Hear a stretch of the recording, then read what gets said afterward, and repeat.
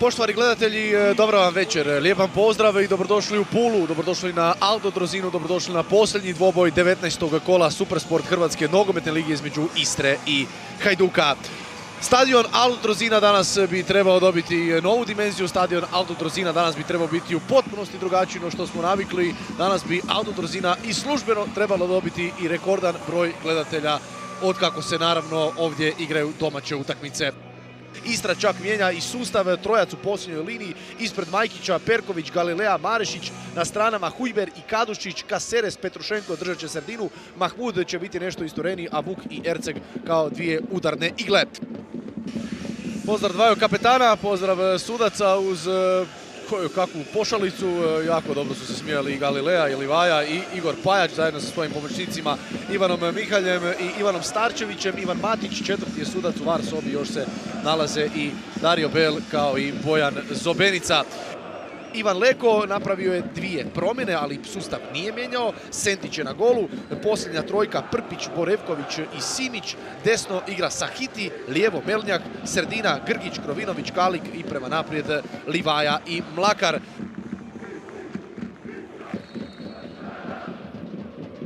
Još jednom Prpić u ulozi Josipa Eleza, Mlakar je došao do lopte, Krovinović, mat pozicija, Majkić brani, Kalik je na 10 metara od gola, Majkić još jednom i na kraju Mlakar ne uspijeva zabiti. Kakva sekvenca!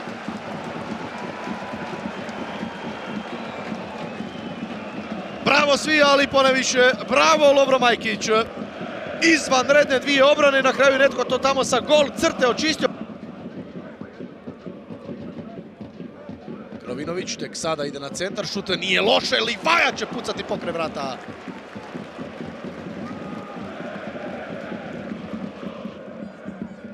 Već je izveden ovaj korner, tako da idemo vidjeti kako će Krovinović ponovno baciti na drugu vraticu. Evo udarca opet glavom, opet Livaja, ali opet gola nema.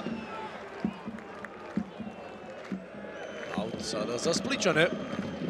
Livaja ostavlja krasno u prostor, evo prilike za Mlakara, ali nema pogotka, nema niti udarca. Uspio je Marešić to očistiti u posljednji trenutak. Grgić, onovno se poskliznuo malo Grgić, ali ispalo je, čini se, ipak ne dobro za Hajduk, ipak ne toliko sjajno, ipak je lopta u posjedu Istre, krasan sada pas igra Istre, Mahmud ima šansu možda ići na udarac, Hujber se uključio, Hujber iskusa pokraj vrata.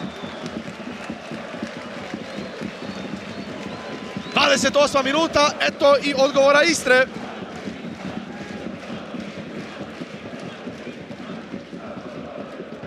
Da vidimo još jednom, krasna pas igra, krasni nekoliko dodavanja od prve odradili su igrači Istre.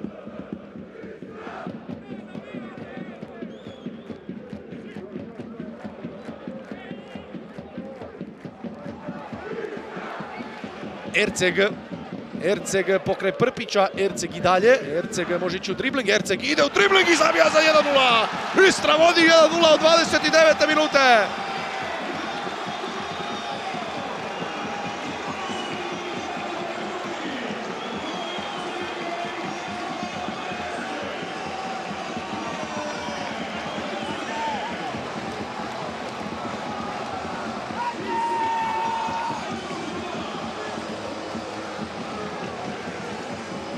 Fenomenalna forma Ante Ercega, 8. pogodak ove sezone. Mnogi su mu zamjerili proslavu pogotka u prijašnjoj međusobnoj utakmici Hajduka i Istre, tada igranoj na Poljudu, i sada je još jednom odlučio proslaviti i pokazati na svoje prezime na dres. Svi igrači Istre u 16-tercu, Krovinovićev ubačaj ide na drugu vraticu, opet prema Livaji, Grgić u 5 metara, trese se Greda, još nije gotovo, evo pogotka! 1-1 od 36. minute.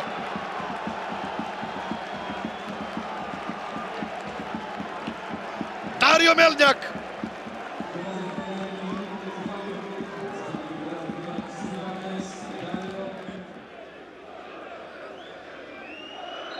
Pa da vidimo, zaleđe gol ne vrijedi.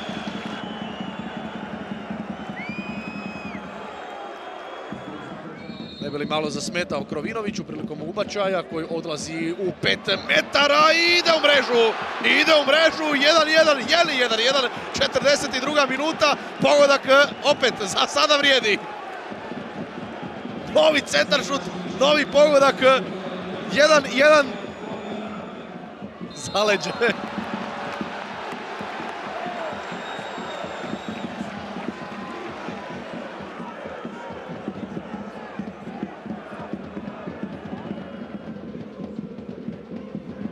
Kadušić, Sahiti ukrao loptu, Krovinović izvana, Krovinović pokre vrata.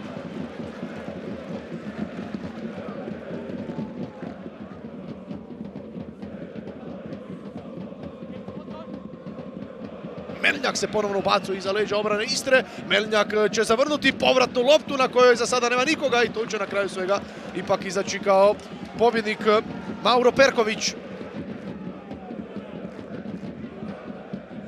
Riskantna lopta prema Majkiću koji se ipak snašao, ispucao do Porevkovića i Ercega koji su u ovom duelu. Erceg će izaći kao pobjednik, Mahmud čeka i Vuk, evo Mahmuda, Mahmud za Vuka, ne, ipak Erceg i dalje, Erceg gađa od bloka, ide u korner. Nova kaotična situacija, ponovno sve ide preko Ercega, Mahmud je trebao i mogao puno bolje odreagirati u ovoj situaciji.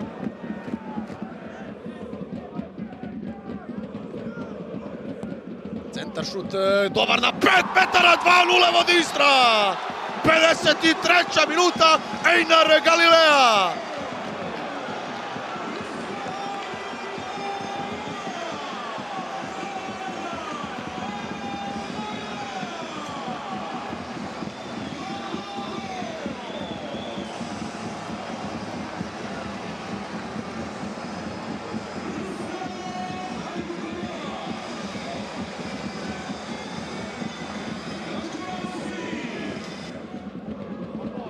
Opet se traži Luka Hujber u 16 metara, Hujber u peterac, gol je, 3-0 vodi Istra od 65. minute. 3-0 vodi Istra od 65. minute, Ante Erceg ponovno zabija.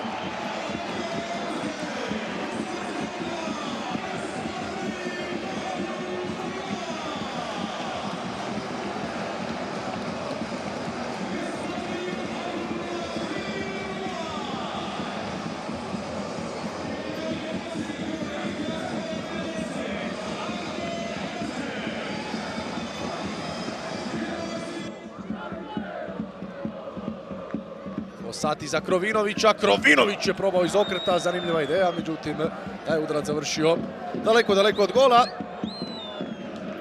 Ubačaj Meljnjaka na rub 16 metara, tamo su bili Kalinić i Livaja, skok je dobio Perković, Benrau je uspio to nekako iščeprkati zajedno sa Fosatijem. Evo lopte za Krovinovića, Krovinović,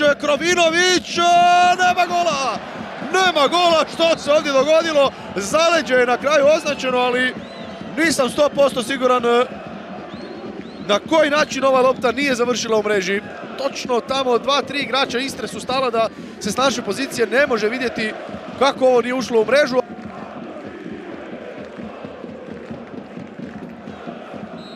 Gleda ima li se što god za naći ovdje prema naprijed, ima Lisica i dalje, Lisica će pogoditi preko grede. Nova šansa, nova prilika za Istru.